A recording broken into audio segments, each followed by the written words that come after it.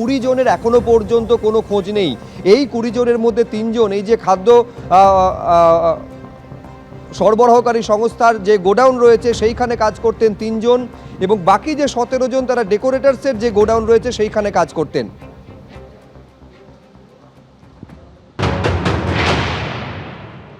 পঙ্কজ যা বলেছিল যে ভিতরে আগুন লেগে গেছে, আমরা বেরোতে পারছি না, 5-10 মিনিটের মধ্যে যদি না বেরোতে পারি তাহলে আমরা মারা যাব। পঙ্কজের সাথে কজন? পঙ্কজের সাথে 4 জন ছিল। আমরা 3:30 নাগাদ এসে দেখি এই বাইরের মেন গেটে তালা মারা ছিল। ফায়ার ব্রিগেডের কল করার পরে ওনারা এসে এই তালা ভেঙে তারপরে এই নেওয়ানোর চেষ্টা চলছে। ফোন করছি, ফোন তো বন্ধ আছে, বাইক এই পুড়ে আছে। আর আগুনটা লেগেছিল এই সাইড দিয়ে, এখানে এই রান্নাঘর দিয়ে এদিক দিয়ে পুরোটাই লেগে গেছে। প্রায় 12 ঘন্টা পর আগুন নিয়ন্ত্রণে এসেছে বলে দমকলের তরফে দাবি করা হচ্ছে, কিন্তু সবথেকে বেশি উদ্বেগের যেটা 20 জনের এখনো পর্যন্ত কোনো খোঁজ পাওয়া যাচ্ছে না। তাদের পরিবারের সদস্যরা এই যে নাজিরাবাদের যে 2টি গোডাউন তার সামনে ভিড় করেছেন, কোনোভাবে কি অবস্থায় তারা রয়েছেন কোনো তথ্য তাদের কাছে নেই। কাল ভোর রাত 3টের সময় আগুন লাগে, প্রায় 12 ঘন্টা সময় লাগে 12টি দমকলের ইঞ্জিনের আগুনকে নিয়ন্ত্রণে আনার জন্য। যখন ওয়্যার হাউসটা হয়েছিল সেই সময়ে ফায়ারের যে প্রোটেকশন সিস্টেম, ডিটেকশন সিস্টেম যে লাগানোর কথা হয়, তার মধ্যে হচ্ছে স্প্রিংলার সিস্টেমে লাগানোটা বাঞ্ছনীয়। কারণ যদি এমার্জেন্সি যদি কিছু হয়ে যায়, অটোমেটিকই যখন ফায়ার হবে অটোমেটিক জল পড়বে স্প্রিংলার সিস্টেম থেকে। ওই সিস্টেমটা আমি পরে এসেছি, আমি দেখলাম না।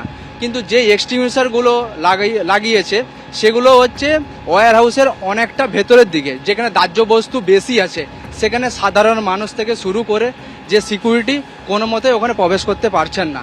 তার জন্য এত বড় দুর্ঘটনা ঘটেছে, এটা ফায়ার ব্রিগেডকে আমি দোষারোপ দিতে পারি। তো ওনারা যদি একটু ইনভেস্টিগেশন করতো তাহলে এত বড় দুর্ঘটনা হতো না। আবার আপনাদের বলবো 20 জনের এখনো পর্যন্ত কোনো খোঁজ পাওয়া যাচ্ছে না। পরিবারের সদস্যরা ভিড় করে রয়েছেন এই গোডাউনের সামনে। নাজিরাবাদে, আনন্দপুরের নাজিরাবাদে গতকাল রাত 3টে নাগাদ আগুন লাগে, প্রায় 12 ঘন্টা সময় লাগে আগুনকে নিয়ন্ত্রণে আনার জন্য। কিন্তু সবথেকে বেশি উদ্বেগের যেটা এই 20 জন তারা কি অবস্থায় রয়েছেন এখনো পর্যন্ত সেই সংক্রান্ত কোনো তথ্য তাদের পরিবারের সদস্যদের কাছে নেই।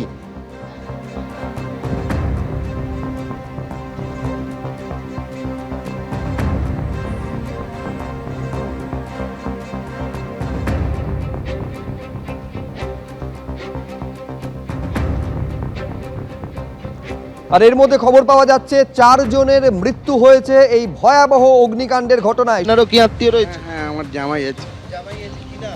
পঙ্কজ হালদার। পঙ্কজ হালদার ওই যে বাইক আছে এখানে ডিউটি করতো। এই বাইকটা আমি দেখতে পাচ্ছি যে পঙ্কজ হালদারের বাইক বলছে। তুমি দেখো এখানে একটি বাইক রয়েছে WB06A9937 পঙ্কজ হালদার। তো তার বাইক, এই মুহূর্তে বাইকটা কিন্তু ভস্মীভূত হয়ে গিয়েছে এবং তার আত্মীয় এখানে এসছেন এই মুহূর্তে, তার সঙ্গেও আমরা কথা বলবো। পঙ্কজ হালদারের এই দেখো ছবি নিয়ে তিনি দাঁড়িয়ে রয়েছেন। এই হচ্ছে পঙ্কজ হালদারের ছবি। খুবই তো অল্প বয়স, 27 বছর বয়স। 27 বছর বয়স। কোথায় বাড়ি? কোথায়? গড়িয়া বালিয়া বাড়ি। কি কাজ করতেন? এখানে ওয়াইমোমোতে কাজ করতে 7 বছর ধরে চাকরি করছে। 7 বছর ধরে কাজ করছে। নাইটে কালকে ডিউটি ছিল, রাতের বেলা এসছে। ভোর 3টের সময় ফোন করেছে, বলছে আমি আর মনে হয় বাঁচবো না, কেন ধোঁয়ায় ভরে গেছে আর থাকতে পারছি না, বলছি মনে হয় আমি আর বাঁচবো না। ওই লাস্ট ফোন, আমাকে বাঁচাও। আমরা তারপরে এসছি, তারপরে এসে দেখছি আর কোনো ইয়ে নেই। পরে ফোনেও পাচ্ছি না, কোনো কিছু নেই। আমার নাম গোবিন্দ ঘোষ। কে হন ওর? আমাদের পাশে থেকে জামাই হয় আমাদের। কিন্তু মানে উনি কোনোভাবে বেরোতে পারছিলেন না এখান থেকে? বেরোতে চেষ্টা করেছে, বলে চেষ্টা করছি, মনে হয় বেরোতে পারবো না, আমি আর বাঁচবো না। আর আজকে কিছু বললেন পুলিশ থেকে এখানে? না, সে তো সকাল থেকে, আমরা রাত 3টের সময় 3টের শোনার পরেই এসছি, সেখান থেকেই আছি। এই শুধু জল দেওয়া এটাই দেখছি, আর কোনো খবর নেই, কোনো কিছু নেই। দেখো এখানে ছবি হাতে করে দাঁড়িয়ে রয়েছেন যারা নিখোঁজ তাদের আত্মীয়রা, এবং তার বাইক যেটা বলছেন এই বাইকটি হচ্ছে এই বাইকটি যে ওই ব্যক্তির যার ছবি নিয়ে দাঁড়িয়ে রয়েছেন তারা, কি বাইক পুরো ভস্মীভূত হয়ে গিয়েছে, কিন্তু এখনো মানুষটিকে কোথায় রয়েছেন তার কোনো খোঁজ পাওয়া যায়নি। এখানে সবাই ভিড় করেছেন। নিখোঁজের সংখ্যা ইতিমধ্যে 20 নথিভুক্ত হয়েছে এবং যেটা জানা যাচ্ছে এখনো অবধি সূত্রে জানা যাচ্ছে যে অসমর্থিত সূত্রে হলেও যে মৃত্যুর সংখ্যা প্রায় 4 অন্তত এখনো অবধি জানা যাচ্ছে। এখানে আমরা দেখতে পাচ্ছি যে পুলিশ প্রশাসন এবং দমকল তারা এখানে ভেতরে কাজ করছেন আগুন নেভানোর, এবং ভেতরটা কিন্তু ধ্বংসস্তূপে পরিণত হয়েছে। একদিকে যেরকম হচ্ছে এই যে খাদ্য বিপণনী যে সংস্থা সেখানে যেরকম ছিলেন অন্তত 3 জন, আর বাদবাকি যেটা জানা যাচ্ছে যে প্রায় অন্তত বাদবাকি সমস্ত 20 জনের মধ্যে বাদবাকি সবাই হচ্ছেন এই সংস্থায় কাজ করতেন, হচ্ছে ডেকোরেটর সংস্থায় সেখানে কাজ করতেন। এরা নিখোঁজ রয়েছেন। স্বাভাবিকভাবে সময় যত গড়াচ্ছে ততই কিন্তু উদ্বেগ বাড়ছে নিখোঁজের পরিজনদের মধ্যে।